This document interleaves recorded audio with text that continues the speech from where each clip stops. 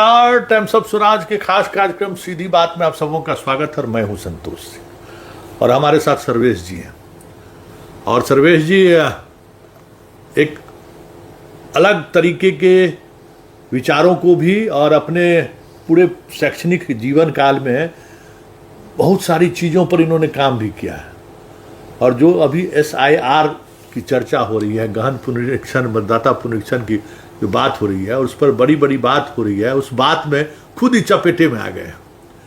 इनका जो पहले से आधार नंबर रहा या जो आधार कार्ड रहा, वो आधार कार्ड में जो इपिक नंबर है, वो वोटर आई कार्ड में जो इपिक नंबर है, वो नंबर इनका चेंज कर गया है। और चेंज ही नहीं किया, इनका नंबर जो है सो इनकी भाभी के नाम पर चला गया और इनको एक नया इपिक नंबर दे दिया गया वोटर ID कार्ड में। तो ये एक अपने आप में अनोखा उदाहरण है। तेजस्वी का मामला तो कुछ और था, मान लीजिए उसके पास 2 वोटर ID कार्ड था, लेकिन ये वोटर ID कार्ड में भाई नंबर कैसे बदल गया? क्या आप ये कैसे हुआ, आपको पता कैसे चला? एक्चुअली कल एक मसला हमारे सामने आया। हमारे कलीग हैं रोशन प्रकाश जी, जो दीघा विधानसभा क्षेत्र में नेहरू नगर आता है, वहीं से वो मतदाता हैं। तो संयोग से कल सुबह सुबह उनके पास BLO का फ़ोन आया कि सर ऐसे ऐसे आप अपना सारा डॉक्यूमेंट लेकर के जो है वो इस जगह पर आ जाएं, आपका नाम जो है ड्राफ्ट लिस्ट में नहीं है। इस पर इन्होंने कहा जब आपने खुद वेरीफाई किया है हमारे घर पर आकर और सारा वैलिड डॉक्यूमेंट हमने आपको प्रूफ के तौर पर दिया है, तो आखिर ये नाम कटा कैसे? तो उसके बाद फिर उन्होंने अपनी तरफ से जो है चीज़ों को BLO ने मैनेज करने की कोशिश की। ये उस सेंटर पर गए, BLO और उनके उच्च पदस्थ अधिकारी जो हैं उन्होंने इनके नाम को तलाशने की कोशिश की, लेकिन इनका नाम कहीं पर नहीं मिला। इनके परिवार के अन्य सदस्यों के नाम मौजूद थे। इस क्रम में जब वहाँ से दोबारा उनसे सारा डॉक्यूमेंटेशन करवाया गया, इस क्रम में ये बात उभर करके सामने आई ऑफ द रिकॉर्ड।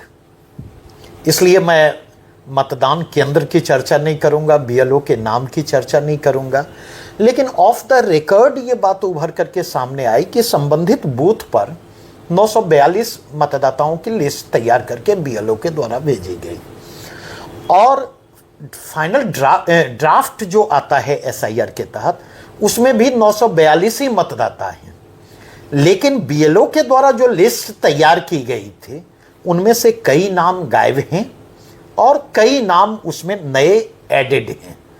अब उन नए एडिशन का क्या आधार है, उनका क्या सोर्स है, उनका क्या एड्रेस है, इसके बारे में BLO भी कुछ बतला पाने की स्थिति में नहीं थे। तो कल जब रोशन सर आए तो इन्हीं मसलों पर चर्चा चल रही थी, तो मैंने कहा कि आप इस पर एक वीडियो बनावें, इस पर फेसबुक पोस्ट डालें, ताकि SIR की जो विसंगतियां हैं वो विसंगतियां कम से कम सामने आनी चाहिए। इसी क्रम में क्या मेरे मन में आया, मैंने कहा, मैं कंफर्म था कि मेरा नाम जो है वोटर आई कार्ड जो मेरा है बना हुआ, वो मुकेश राय के नाम से जो मेरा निकनेम रहा है। तो क्या मेरे मन में आया, मैंने कहा कि रोशन एक बार मेरा चेक करो तो ऑनलाइन। तो जब हमने अपना एपिक कार्ड नंबर दिया तो पता चला वो ओपन तो हुआ, लेकिन वो मुकेश राय के बदले सोफा देवी के नाम से ओपन किया। तो उसने कहा भैया आपका नाम तो है नहीं। और संयोग से वो SIR ड्राफ्ट मतदाता सूची जो है किसी ने मेरे पास भेजी थी हमारे बूथ की कि आप इस पर चेक कर लें आपका नाम है या नहीं है। जब हमने उस ड्राफ्ट लिस्ट में मेरा नाम था, तो हमने अपने एपिक कार्ड से ड्राफ्ट लिस्ट के एपिक नंबर को मिलाया और हमने जब मिलाया तो पता चला कि एपिक नंबर हमारा जो है ड्राफ्ट लिस्ट में चेंज कर गया है और मेरे पुराने एपिक नंबर पर मेरी भाभी शोभा देवी का कार्ड बना हुआ है। तो वहीं पर मेरे दिमाग में यह बात आई कि किस तरीके से, मतलब मूल प्रश्न संतोष जी यह है कि चुनाव आयोग जैसी संवैधानिक संस्थाएं अगर गलत बयानी करती हैं तो आखिर कैसे लोग उस पर भरोसा करें? क्योंकि उस तेजस्वी यादव वाले पूरे एपिसोड में देखेंगे, चुनाव आयोग ने स्पष्ट शब्दों में कहा कि एपिक नंबर चेंज नहीं करता है। और इसके पहले भी फेसबुक पर हमारे फेसबुक फ्रेंड हैं संजय कुमार सिंह, उन्होंने बाजाबता अपने दिल्ली के दोनों मतदाता मतलब वोटर आई कार्ड को शेयर किया, एक पुराने एड्रेस पर जो था और दूसरा नए एड्रेस पर था, उसमें एपिक नंबर चेंज था। हमें ये लगा कि इसका मतलब है कि दो ही चीजें हो सकती है ना, या तो वाकई तेजस्वी यादव के 2 वोटर आई कार्ड हैं और 2 वोटर आई कार्ड हैं, तो मैं कहता हूं कि फांसी पर चढ़ाओ तेजस्वी यादव को, लेकिन केवल तेजस्वी यादव को फांसी पर मत चढ़ाओ। और भी बहुत लोग हैं जिनके 2 वोटर आईडी कार्ड हैं, 2 जगह से वो लिस्ट में है, तो फांसी पर उनको भी चढ़ाओ। दूसरी चीज, अगर तेजस्वी यादव ये कह रहे हैं तो इसका मतलब यह है कि जिस तरह मेरा एपिक नंबर पुराना था, मैं भी पुराने एपिक नंबर से चेंज करता तो उस पर किसी और का नाम था, तो हमें लगता हमारा ड्राफ्ट लिस्ट से बाहर चला गया। तो तेजस्वी यादव ने जो ये क्लेम किया, ये तेजस्वी यादव वहां पर गलत नहीं है। तीसरी चीज, एक और मसला मैं रोचक बात बतलाना चाहूंगा। व्यास जी हैं, रिटायर्ड आईएएस हैं। जब इस मसले पर कल कई जगह मेरी चर्चा हुई तो पता चला व्यास जी और उनकी पत्नी के नाम भी ड्राफ्ट लिस्ट से बाहर थे। जब वो इस सिलसिले में जाते हैं तो फिर उनके नाम को वहां पर इंक्लूड किया जाता है। तो मुझे जो लगता है कि एक तो चुनाव आयोग ने गलत बयानी की, दूसरी चीज जो विरोधी दल हैं उन्होंने तेजस्वी यादव पर 2 वोटर आई कार्ड के आधार पर लगातार उन पर अटैक किया, उनको डिफेम करने की कोशिश की। और तीसरा चीज, इस अटैक में चुनाव आयोग भी सहयोगी भूमिका में आता है, यह कहते हुए कि एपिक नंबर चेंज नहीं करता। अगर वो एपिक नंबर चेंज नहीं करता तो मेरा एपिक नंबर कैसे चेंज हुआ? और ऐसा नहीं है, मैं दावे के साथ आपको कह सकता हूं कि अगर इस पर रिसर्च किया जाए तो केवल एक एपिक नंबर चेंज नहीं हुए होंगे, कई एपिक नंबर चेंज हुए होंगे। और यहीं पर एक और प्रश्न मेरा संतोष जी है, जैसे अब तक मैं देखता रहा कि चुनाव आयोग जो रिव्यू करती है वोटर लिस्ट को, रिव्यू करने के बाद जो फाइनल वोटर लिस्ट जारी किया जाता, उसके साथ आप देखेंगे एक सप्लीमेंट लिस्ट भी जारी किया जाता डिलीटेड नाम का। सवाल यह उठता, ये जो ड्राफ्ट लिस्ट जारी किया गया है, उस ड्राफ्ट लिस्ट के साथ डिलीटेड नेम का लिस्ट क्यों नहीं है? और उसके पीछे पूरा का पूरा खेल जो मुझे लगता है कि अगर आप डिलीटेड लिस्ट दे देते तो जो होमवर्क पॉलिटिकल पार्टी को करना है, ऑपोजिशन को करना है, वो आप खुद कर देते हैं। और उस डिलीटेड लिस्ट में काम करना कि कौन जेन्युइन है, जिनका नाम यहां पर हट चुका है, उस स्थिति में चुनाव आयोग की बदनामी हो सकती थी। शायद इसलिए उसने डिलीटेड लिस्ट को प्रकाशित करने से परहेज किया। और चुनाव आयोग का खेल देखिए, कल हमने एक नोटिस देखी, हमारे मित्र नीरज जी हैं, भाजपा के प्रवक्ता हैं, कल उनके फेसबुक पोस्ट पर मेरी नजर पड़ी। जिस एसआईआर के लिए चुनाव आयोग को 1 महीने का समय लगा, उस एसआईआर के कंटेक्स्ट में उसकी कमियों को आइडेंटिफाई करने के लिए ऑपोजिशन दल को 1 सप्ताह का समय दिया गया और कहा गया कि अगर आपको कहीं पर कोई ऑब्जेक्शन हो तो आप दावे उस ऑब्जेक्शन को रेज करें और वैलिड प्रूफ के साथ आप क्लेम करें, चुनाव आयोग उसके कंटेक्स्ट में एडिशन या डिलीशन करेगी।